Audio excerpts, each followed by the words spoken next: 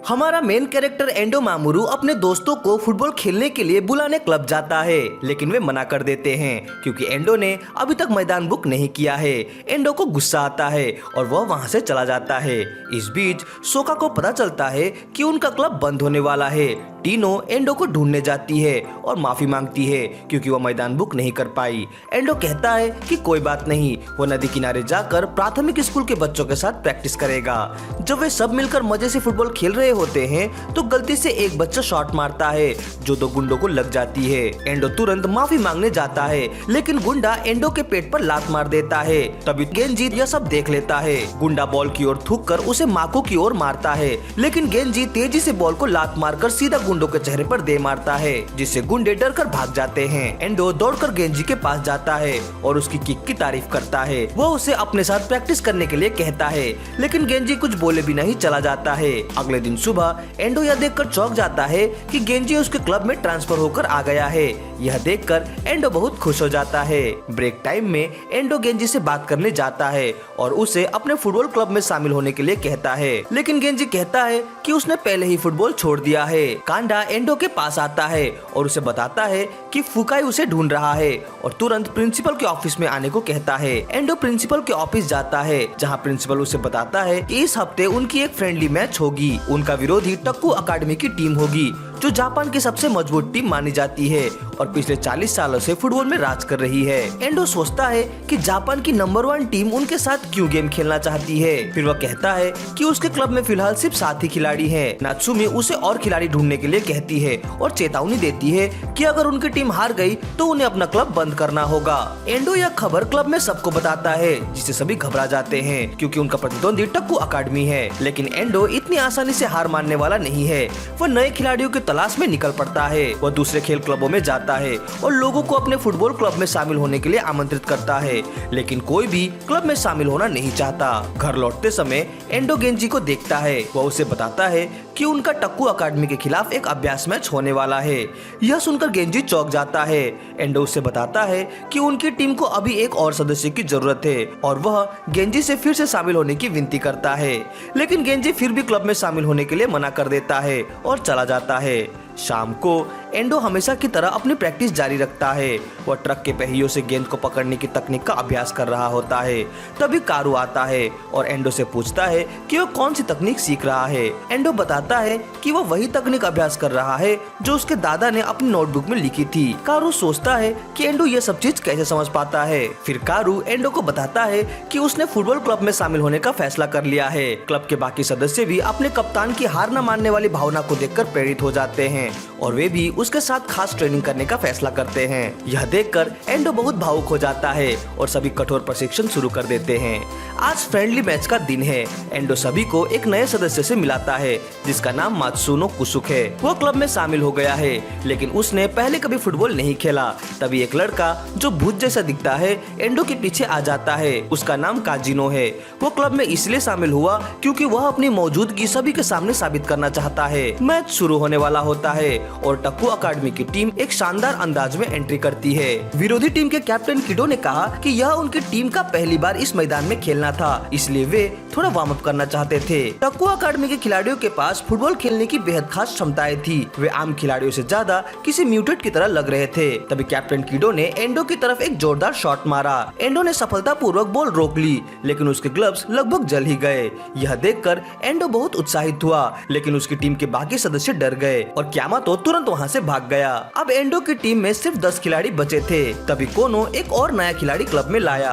उसका नाम मेगन था और वह 10 नंबर की जर्सी पहनना चाहता था, भले ही उसे फुटबॉल खेलना नहीं आता था। प्रिंसिपल चिंतित था क्योंकि टक्कू अकादमी उन स्कूलों को पूरी तरह से बर्बाद करने के लिए मशहूर थी जो उनसे हारते थे। नात्सुमी भी सोच रही थी कि आखिर वे इतनी कमजोर टीम के साथ खेलने में दिलचस्पी क्यों दिखा रहे हैं। इस बीच टीम का सदस्य क्यामा को ढूंढने की कोशिश कर रहे थे ताकि उनकी टीम पूरी हो सके, जबकि टक्कू अकादमी के खिलाड़ी अब भी मैच शुरू होने का इंतजार कर रहे थे। उधर हेनी जिम से पूछता है कि उन्हें यह मैच क्यों खेलना पड़ रहा है। जिम जवाब देता है कि कमांडर इस स्कूल में हाल ही में ट्रांसफर हुए एक खिलाड़ी में दिलचस्पी रखता है और उसकी क्षमता देखना चाहता है। टीम के सदस्य क्यामा को ढूंढ लेते हैं। वह एक अलमारी में छिपा होता है, लेकिन जगह बहुत संकरी होने के कारण वो उसमें फंस जाता है। शेरी उसे बाहर निकालने के लिए एक जोरदार किक मारता है, कप्तान की बात सुनने के बाद क्यामा आखिरकार वापस आने के लिए राजी हो जाता है। आशी जो अखबार क्लब से है वो इस मैच के लिए लेख लिखना चाहता था, इसीलिए वो कीनो से बात करने गया।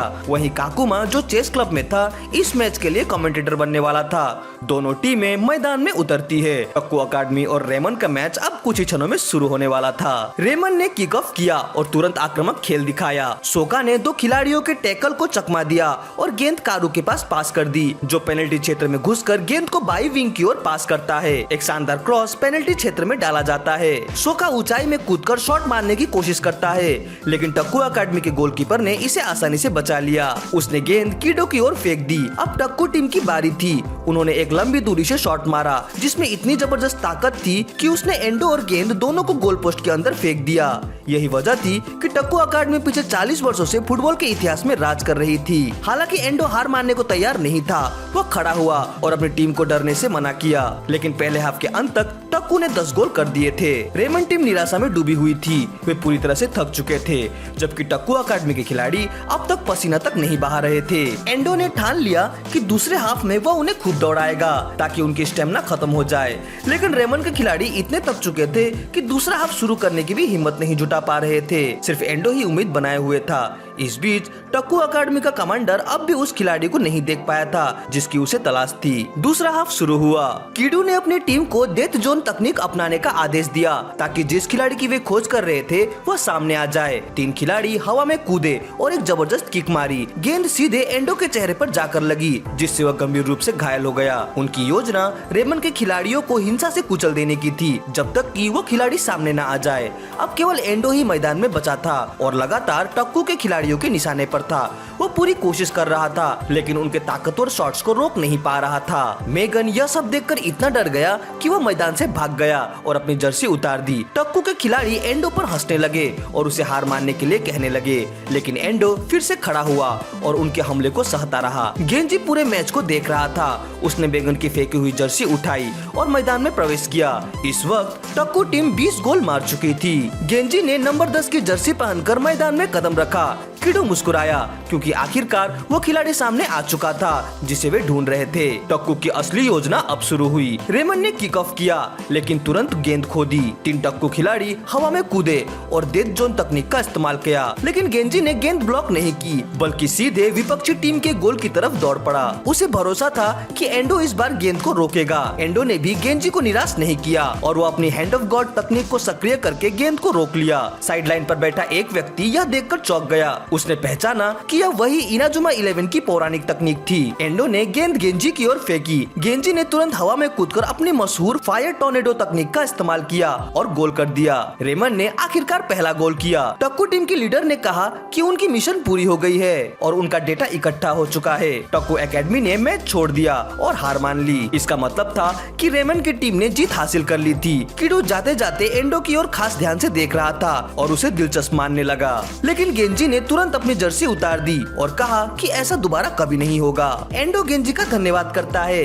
कि वह मैच में आया और सब लोग क्लब के पहले गोल की खुशी में जश्न मनाने लगते हैं। अगले दिन सभी एक बैठक में अपनी पिछली गलतियों पर चर्चा कर रहे थे। तभी नात्सुमी आई और उसने जानकारी दी कि उनकी अगली फ्रेंडली मैच अकल्ट हाई के खिलाफ होगी। अगर वे हार गए तो क्लब अब भी बंद कर दिया जाएगा, लेकिन अगर वे जीत गए तो उन्हें इंटर स्कूल सॉकर टूर्नामेंट में अभ्यास करने की अनुमति मिल जाएगी। यह सुनकर सभी सदस्य बहुत उत्साहित हो गए। टक्कू के खिलाफ गोल करने के कारण अब अन्य स्कूल भी फ्रेंडली मैच के लिए उनमें दिलचस्पी लेने लगे थे। जब सभी अभ्यास कर रहे थे तभी आउटी अखबार क्लब में आई। वह रेमन सॉकर क्लब की फैन बन चुकी थी, खासकर टक्कू के खिलाफ उनके प्रदर्शन के बाद। लेकिन जैसे ही उसने सुना कि उनका अगला प्रतिद्वंदी अकल्ट हाई है तो वह घबरा गई। ओटनाशी ने बताया कि अकल्ट हाई के बारे में कई डरावनी अफवाहें हैं। कहा जाता है कि जो भी खिलाड़ी उनके खिलाफ खेलता है उसे 30 दिनों के भीतर तेज बुखार आ जाता है और जो भी उनके खिलाफ गोल करने की कोशिश करता है उनकी टांगे अचानक जाम हो जाती है और वह हिल भी नहीं पाता। सभी खिलाड़ी को लगने लगा कि यह एक शापित स्कूल है। वे चाहते थे कि गेंजी क्लब में शामिल हो जाए ताकि वह अकल्ट हाई का सामना कर सके, लेकिन यह सुनकर सोका गुस्सा हो गया क्योंकि उसे लगा कि गेंजी आकर सारी लाइमलाइट छीन लेगा। एंडो ने सभी को समझाया कि वे एक दूसरे पर बहुत ज्यादा निर्भर ना हो बल्कि खुद मेहनत करके मजबूत बने। सोका भी कड़ी मेहनत से अभ्यास कर रहा था क्योंकि वह रेमन का मुख्य स्ट्राइकर बनना चाहता था। अगली सुबह एंडो ने गलती से गेंजी को अस्पताल जाते हुए देख लिया। उसे देखकर एंडो ने उसका पीछा किया, लेकिन गेंजी ने उसे पकड़ लिया। गेंजी अपनी बहन यूका से मिलने आया था, जो कोमा में थी। यह इंटर स्कूल सॉकर फाइनल के बाद हुआ था। वह मैच काकावा और टक्कू के बीच था। यूका स्टेडियम में गेंजी का हौसला बढ़ाने आई थी, लेकिन भीड़ में धक्का लगने से वह गिर पड़ी और गंभीर रूप से घायल हो गई। गेंजी को हमेशा लगता था कि अगर उसने सॉकर नहीं खेला होता तो यह सब नहीं होता। उसने खुद को ही इसके लिए दोषी ठहराया और कसम खाई कि जब तक यूका होश में नहीं आती वो दोबारा सॉकर नहीं खेलेगा। लेकिन उस दिन उसे खुद भी नहीं पता था कि उसने जर्सी क्यों उठाई और फिर से क्यों खेला। एंडो ने गेंजी से माफी मांगी कि वह बिना कुछ जाने उसके मामलों में दखल दे रहा था। अगले दिन ओटनासी ने मैनेजर के रूप में सॉकर क्लब ज्वाइन कर लिया। उसने कहा कि वह अपनी कम्युनिकेशन स्किल्स का इस्तेमाल करके टीम को आगे बढ़ाने में मदद करेगी। इस बीच सोका अभी भी लगातार अभ्यास कर रहा था, लेकिन उसकी शूटिंग बार बार चूक रही थी। उसे लगने लगा कि शायद वह स्ट्राइकर बनने के लायक नहीं है। वह गेंजी से बहुत जलने लगा, जिसने मैदान में आते ही कुछ ही सेकंड में पूरा मैच बदल दिया था। सोका गेंजी से हारना नहीं चाहता था और उसकी तरह शक्तिशाली शॉट मारना चाहता था। एंडो ने उसे समझाया कि वो उसकी किक को बेहतर बनाने में मदद करेगा, लेकिन उसे खुद पर विश्वास रखना चाहिए और गेंजी की नकल करने के बजाय अपनी खुद की तकनीक विकसित करनी चाहिए। सभी ने अभ्यास शुरू किया और धीरे धीरे सोका की किक इतनी शक्तिशाली हो गई कि एंडो उसे रोक नहीं पा रहा था। ऊपर से गेंजी चुपचाप यह सब देख रहा था। तभी नात्सुमी गेंजी के पास आई। उसने गेंजी और उसकी बहन यूका के बारे में जांच पड़ताल की थी। नात्सुमी ने कहा कि तुम्हारे सॉकर छोड़ देने से तुम्हारी बहन ठीक नहीं हो जाएगी। उसने बताया कि यूका हमेशा चाहती थी कि गेंजी सॉकर खेले और बहुत सारे गोल करे। यह कहकर वो चली गई। मैदान में सोका को पास मिला और इस बार उसने अपने ड्रैगन किक को पूरी तरह से परफेक्ट कर लिया और गोल कर दिया। तभी गेंजी मैदान में आ गया, जिसे देख सब चौंक गए। गेंजी ने एंडो से कहा कि वो टीम में वापस आना चाहता है। क्लब रूम में सोका और गेंजी फॉरवर्ड पोजीशन को लेकर बहस करने लगे। तभी कोनो और ओटनासी अंदर आए और उन्होंने सभी को अकल्ट हाई के एक मैच की वीडियो दिखाई। सभी हैरान थे कि अकल्ट हाई के खिलाफ खेलने वाले खिलाड़ी एक जगह पर रुके हुए थे, जैसे वे हिल नहीं सकते। आउटी ने फिर से अकल्ट हाई के डरावने अफवाहों के बारे में बताया कि उनके खिलाफ खेलने वाले खिलाड़ी का शरीर जाम हो जाता है और वे हिल नहीं पाते हैं। अब रेमन और अकल्ट हाई का फ्रेंडली मैच शुरू होने वाला था। कई लोग यह मैच देखने के लिए आए थे क्योंकि रेमन ने टक्कू के खिलाफ एक गोल किया था और अब लोग उनकी टीम में दिलचस्पी लेने लगे थे। मैच से पहले एंडो की मुलाकात नात्सुमी से हुई। उसने कहा कि अगर वे यह मैच जीत जाते हैं तो स्कूल उनके इंटर स्कूल टूर्नामेंट में भाग लेने के खर्चे उठाएगा। वीडियो के नेक्स्ट पार्ट के लिए कमेंट जरूर करें। वीडियो अच्छी लगी हो तो इसे लाइक और कमेंट जरूर करें। हमसे जुड़ने के लिए चैनल को सब्सक्राइब करें। तो मिलते हैं अपने अगली वीडियो में। Sign out.